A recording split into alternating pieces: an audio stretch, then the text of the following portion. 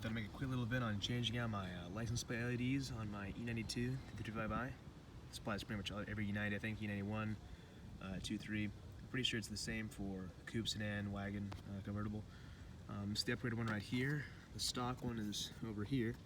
There's two little LEDs on the stock one, but one is nicer and brighter, so got these off eBay.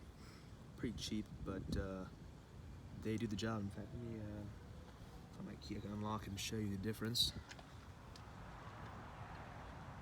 So yeah, the one on the right's quite a bit brighter. Looks nicer in my opinion, hence why I'm changing it. So all you really need is a flathead screwdriver to go in right here. You push it to the right, and then there you go, it pops out right there. And then there's this clip right here which you need to undo, and then the replacement one's right here. Got the same clip right there. Just plug it in.